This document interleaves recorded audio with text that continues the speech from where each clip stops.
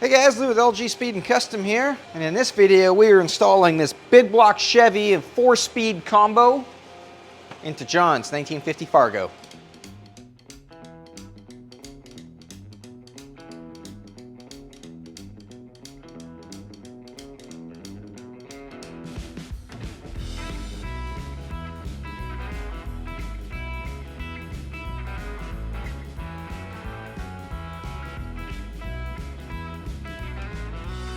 So this is the third video on John's 50 Fargo. Video 1, we drove the truck in the shop, completely stock, tore it down, front clip off, flat 6 out, front suspension out. Video 2, we put this Fat Man Fabrications IFS front end into it, worked really well. Now video 3, we are going to be putting this 454 with a T10 4-speed in between the frame rails on here. So I'm still waiting on a few parts to show up before we can really get started on this, but there's a couple things we can do in the meantime. We can get the engine prepped to go in. We got to take this Hurst shifter off because it's not going to fit in there. I've taken a couple hoses off already, but we can take some more stuff off. Lift the engine up, set it in place, and we can start building a transmission cross member, and motor mounts is one of the things that I'm waiting on. I'm out of stock on my little motor mount biscuits, so I got an order coming, but it's not here yet. But we can start getting the front ready so that when the biscuits do show up, we can get right into it. So I'll prep this thing, get the forklift in here, and we'll focus on getting it in the frame rails.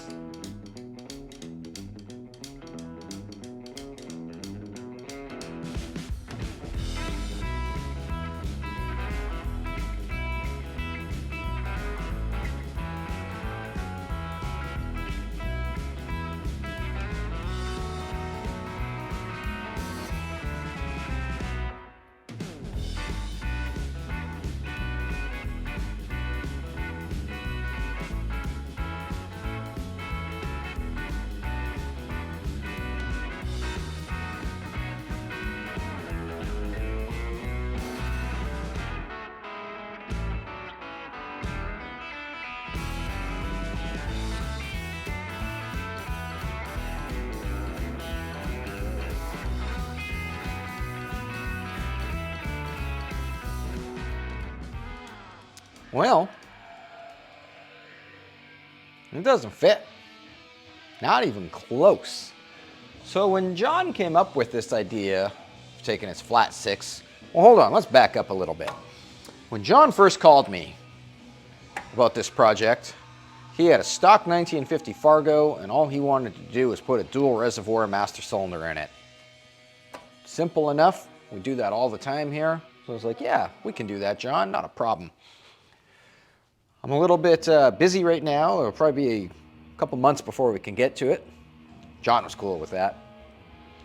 So about a month before this truck was scheduled to come in, John calls. Hey, I got this dumb idea. I've got an El Camino with a 454. I want to put the 454 in the 4-speed in my truck. Do you think that'll work? Well, I don't know. I think it's a ridiculously dumb idea, and I love it. So I went over to his house, and we measured everything, and it looked good. And then John said, what about disc brakes? Now that we got a 454 in here, maybe we should put some disc brakes on it. So I was like, yeah, we can put disc brakes. And he asked about power steering, and long story short, we ended up with this front suspension design. And anyways, when we measured this engine, I measured from the firewall to the front of the fan on the flat 6, just like we did in video 1 when we took it apart. And then we measured from the back of the distributor to the front of where the fan would go on this. And this was like an inch shorter, so it's like, I think we'll do okay. And also the radiator, there's room for the radiator to go ahead in the rad support, maybe another 2 inches. So I was like, yeah, man, we got lots of room. We should be able to make this work. However, when we came up with this idea and when we were doing all that measuring, this truck still had a straight axle in it. It did not have this big honking cross member. So I've been sitting here looking at it for a while because I've done a lot of IFS front ends. put a lot of Chevy engines in vehicles, and this is the first time I've had this problem.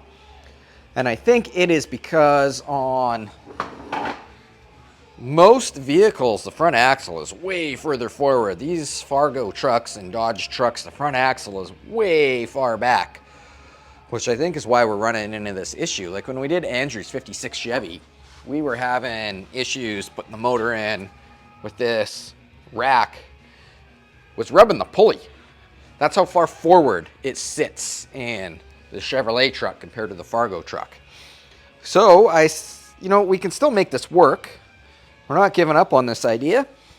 I've got a couple plans in mind. One is just keep the engine sitting up high like this.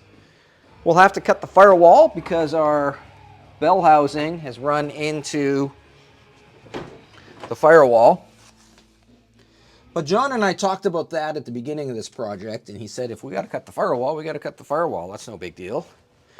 So that's option one.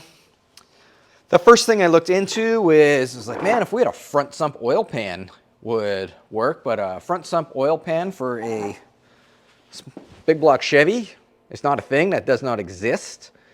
I've checked Summit, I've checked Dorman, checked Canton, Moroso, doesn't exist. So that option is out. And now I'm thinking about, what if we modify this cross member? You know, cut a section out of the middle and, have it drop down to go around the oil pan.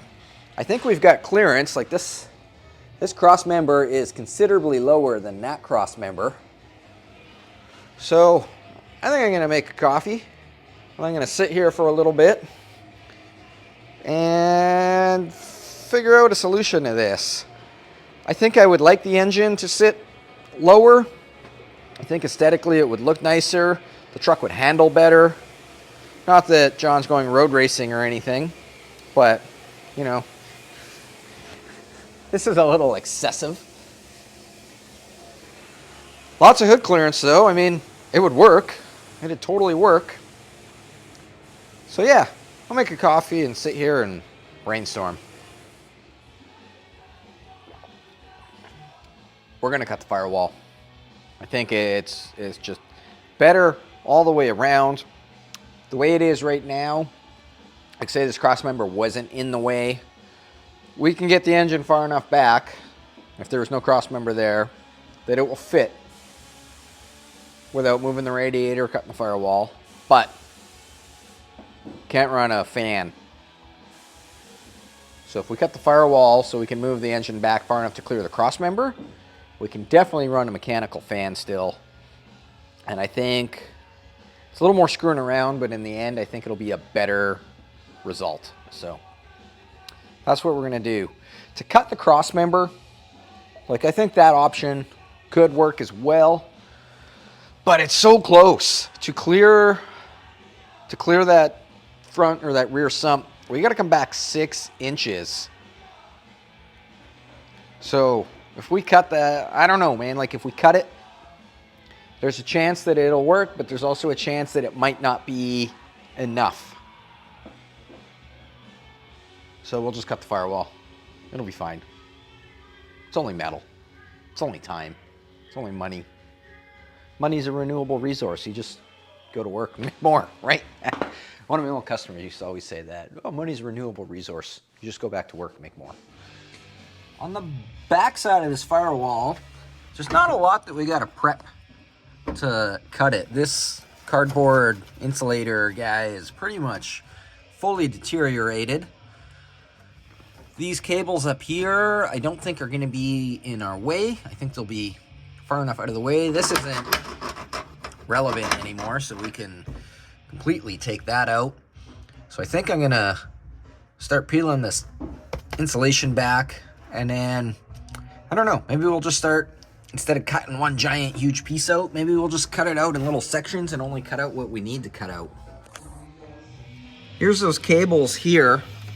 So, I mean, they're close now, but keep in mind if this drops down, however much that is, what, 6 inches or so, they'll be fine. Well, I've just finished stripping all the insulation off this firewall here and took all the doodads out. We had the Sherman tank starter activator came out. There was that underdash emergency brake that came out. Bunch of just random clips and stuff on the firewall that weren't relevant to anything anymore. So we're ready to start cutting, I think. I don't see why not. Probably gonna do this in little bite-sized sections at first. Maybe we'll cut up here to there, across. Like, I'd like to take out as little as I have to. I don't want to just cut the whole thing out and then find out that we didn't need to cut that much out and have to put it all back. So, I don't know. We'll start with that. We'll go right across here.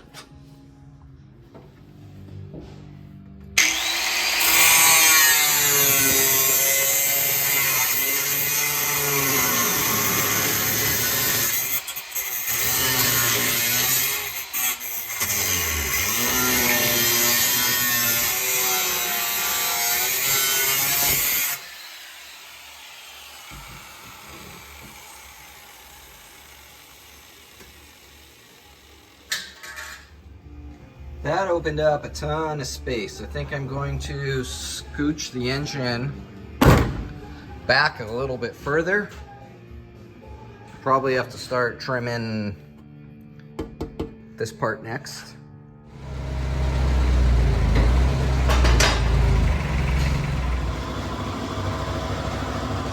So we're a lot closer now. We're gonna trim a little bit off here. And then we do have to trim just a little bit for each cylinder head on each side, but we're very close to slipping in behind that cross member, and then we can go. We're practically far enough back now. If we measure from the firewall to, I got this guy right here, like we could make it work right there without going any further back, but we got to get it lower.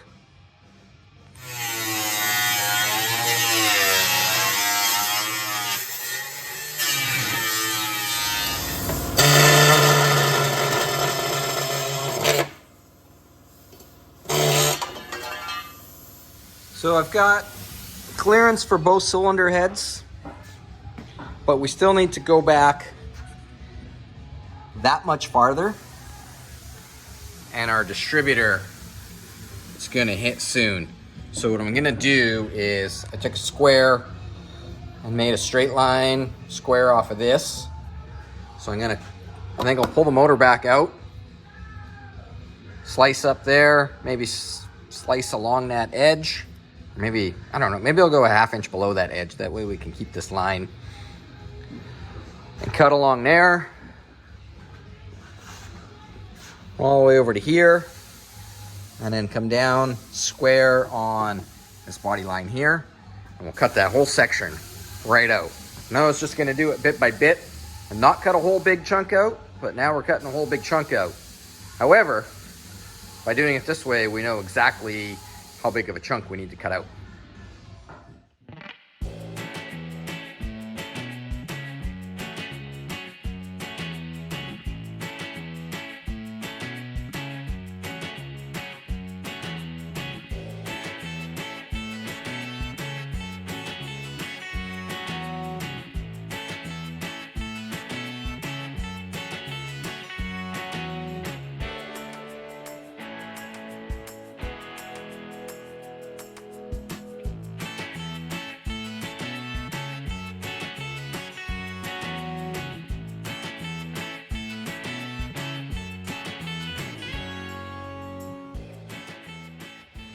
Well, that escalated quickly. Well, let's stab it back in the hole and see what happens. Well, we're in there. Sort of. We're closer. We gotta trim a little bit more on here. I'm probably gonna go all the way up because we can't get the distributor cap back on right now. We gotta lift it up a little bit. It is a rear sump dropped in behind, but we're sitting down on the oil pan right now, so we got to go up a little bit. But we can't quite go up. Let me show you underneath here. Because our tail shaft is hitting this rear cross member. So we might have to pull it out one more time, notch that cross member a bit, cut the firewall a little bit higher, and then we can get it to go up. Like, it doesn't need to go much. Half an inch is all we need. But we're getting closer, making progress. So I just cut all this out on the plasma table. And it's gonna sit on there like that. And then this guy, which is off the bottom of the transmission, fits on there.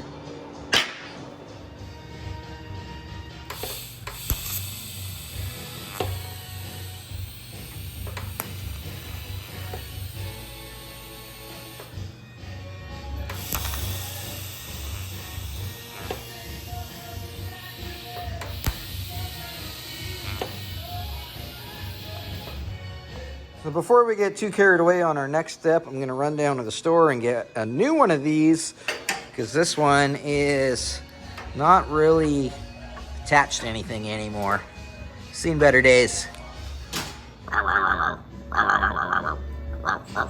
Feed me, Seymour, feed me. We've got our new transmission mount on the transmission. We've got our little bracket tack welded to the piece of tubing, and we've got it bolted in there. So now we're gonna build little tabs that weld to the tube, and we'll bolt to the bottom of the frame rail here. I've measured both sides, and from the top of the tube to the frame rail, we've got 1 inch.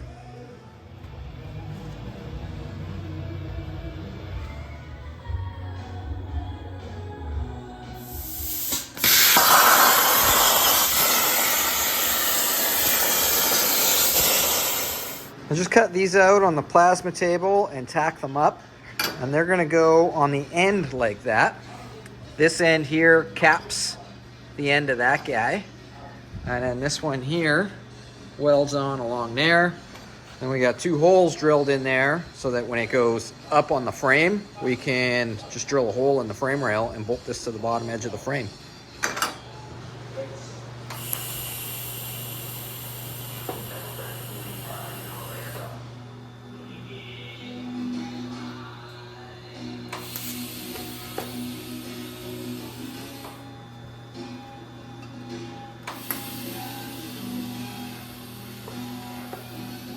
It's just tacked right now.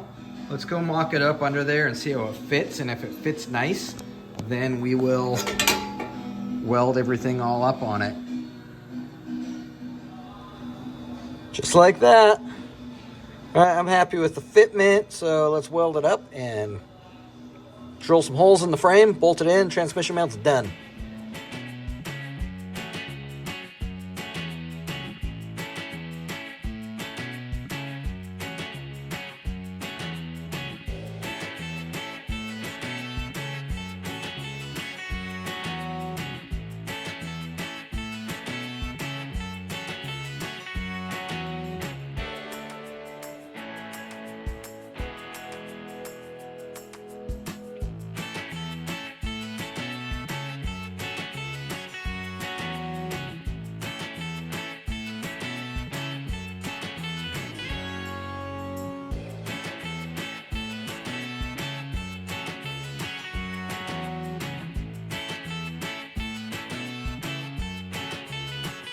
All right, well, it's a few days later. I've got this finished up and bolted in.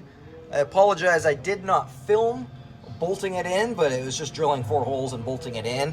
We were finishing up the transmission on Rob's Model A, and I needed the floor jack, which was holding this transmission up. So I just quickly slammed the 4 bolts in so I could set the transmission down and steal the jack back. So now that Rob's car is done, back on this, building motor mounts for the front. I've got the engine sitting square in the frame rails, measured from here to here, and here to here on both sides, and that's happy, so we're sitting straight in there.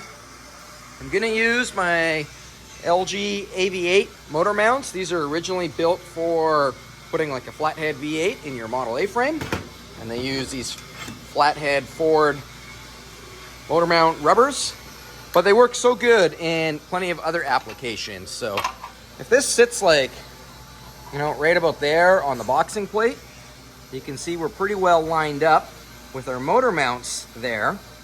So I've got some Chevy motor mount bases already drawn up from other projects on the plasma table. So I'm gonna cut out a set of them and we're just kind of building it from scratch. We're winging it on this. So we'll cut that out, bolt it on, and see what our next step looks like.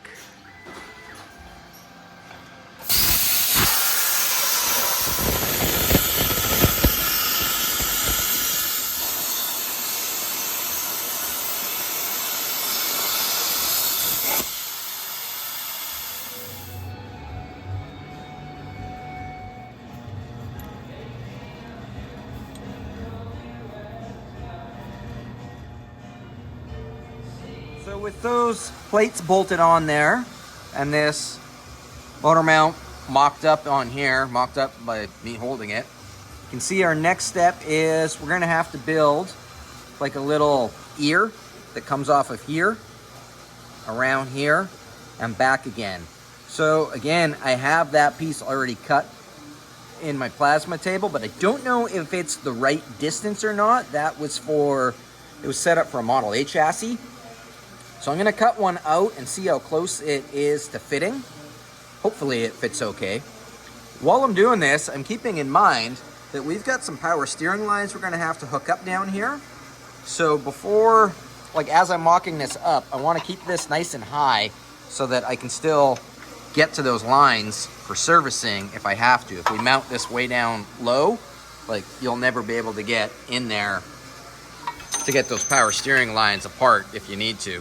The ear that I had already ready to cut out is the total height from like here to here is only 3 inches, and we need like 4.5, maybe 5 inches. So I know this is not gonna work. So I'm just gonna make a cardboard template, and then we'll transfer the template in here and cut out one that's the right size.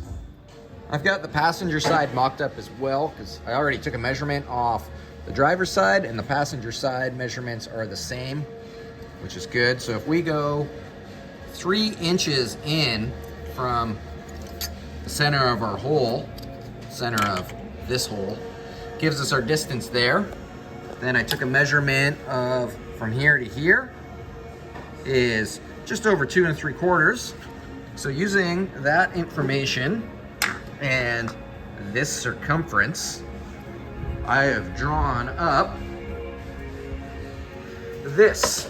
We've got from the center of our hole to here, we've got 3 inches. From there to there is 2 3/4, and then this radius is 1 3/4, just like the circumference of our mount. So I'm gonna cut one of these out for now to make sure it fits, and if it works good, then we'll cut a second one out.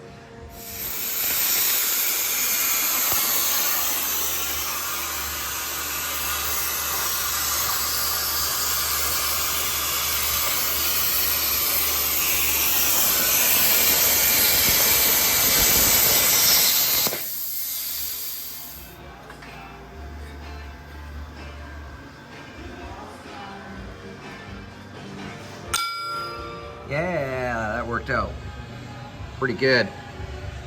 Cut one out for the other side. So the cool thing about cutting these out on the plasma table is I can make them both exactly the same, and these are both exactly the same. So when it's all welded in here, like it's gonna force, the engine has no choice but to be centered in there. Right, Jim? Yep, that's right. So I've got both of these cut out and mocked up. I put them on the bench and bolted them together all nice and square. So now we're gonna fit them in here and tack it.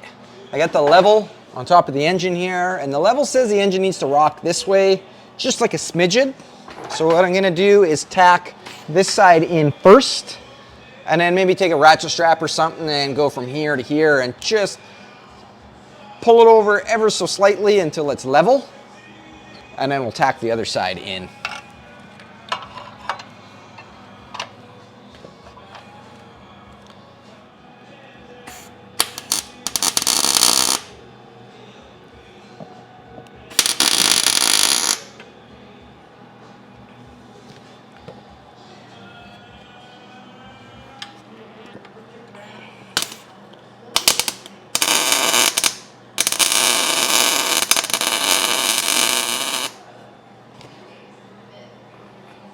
All right, that's tacked.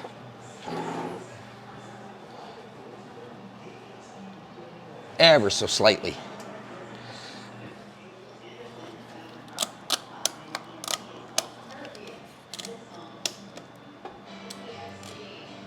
There we go. 3 clicks. Maybe we'll go one more.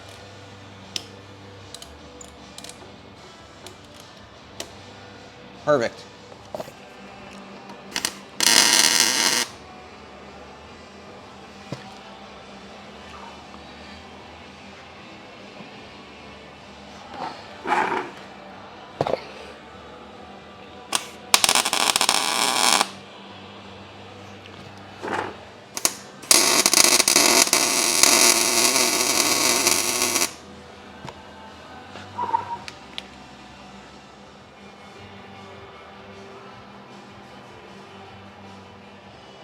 Both sides are tacked in.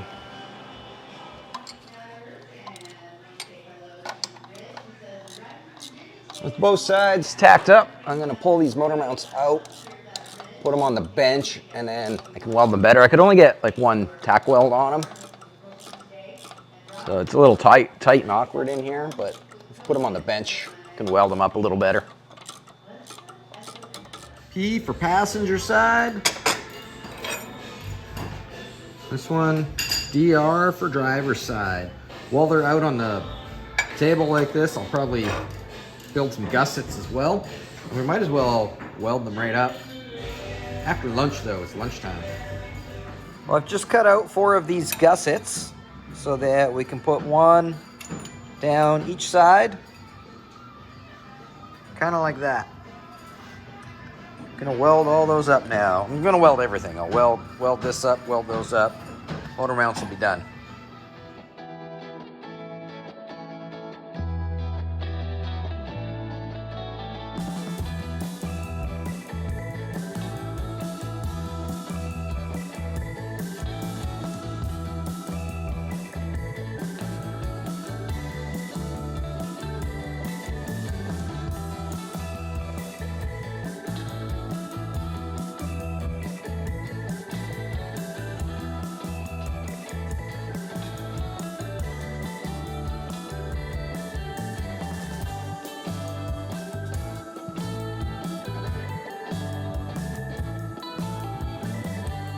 All right, both our motor mounts are all welded up now. They're cooling down over there.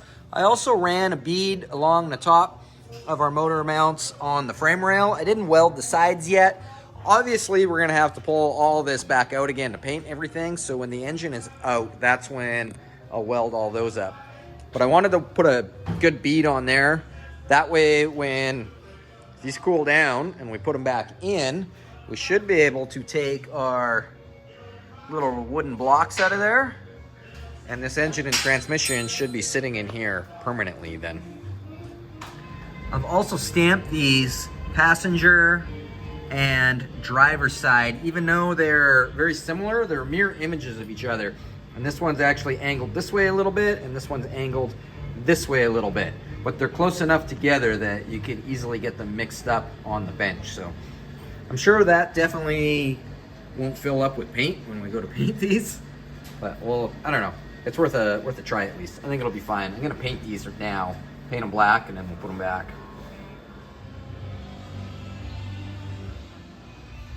You can totally read that still. That worked out great. Are these dry yet? Getting there. Getting there. A couple more minutes. Our mounts are bolted back on. I'm gonna lift the engine up so that I can slide our little rubbers in. We'll pull those blocks out. and then set it down.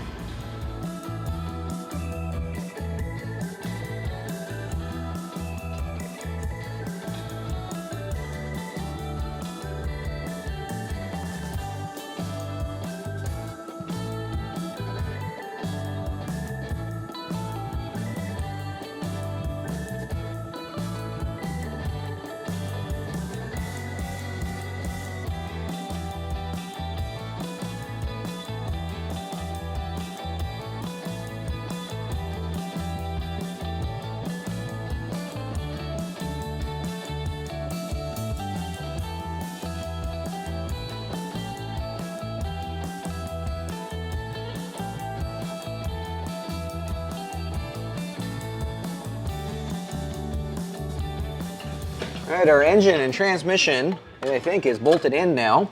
I just took the measurement off the front of the rear end, and I'm putting it on the front of the engine now. And our pinion angle is good. I'm happy with that. So I think the engine and transmission's done. You'll notice the distributor cap's not on yet. I gotta trim just like that much more to get the distributor to go in. But when I need that much more to get the distributor to go in, I'm gonna go a little bit more because you wanna be able to get the distributor in and out. So I might actually take these cables out and relocate them a little bit. But we're gonna do that in the next video. Next video, which I guess is video, what are we on now? Video 4. Is gonna be, we're gonna be building the firewall. New firewall to fill all this, because John stopped by today and he doesn't want this. He wants sheet metal in there. So we'll build a new firewall, see how our toe boards are gonna fit. We're gonna have to cut a new hole for the shifter. The shifter, if you remember where the transmission cover ends, the shifter is right behind there. So we gotta cut a new hole for the shifter. So we'll do all that in the next video. Make sure to subscribe and hit notifications so when that video comes up, you know all about it. Thanks everybody for watching. Really appreciate that. Let me know in the comments how you feel about this. So, speaking of that, at the time of filming this, video 1, I just released on this, the disassembly video. Got a lot of flack from people about putting a 454 in this truck instead of a 440 or a 3rd gen Hemi or something like that. The reason we're putting this engine in here is because John already had this engine. He did not have to spend money and go and buy this engine. He is using what he had, so that's the main thing. And second, I mean, if a big block Chevy is good enough for the 2-lane blacktop car, it's good enough for this, I think at least. You know, we're a hot rod shop, and I believe in 2 things: using what you have and putting the biggest engine you own in the dumbest vehicle you own. So this accomplishes both of that. So anyways, thanks for watching. Make sure to check out the website, lgspeedcustom.com. Get some of these motor mounts. We've got the flathead rubbers on there as well if you need those. And of course, we've got lots of t-shirts and stickers, so swing on by. See you guys later.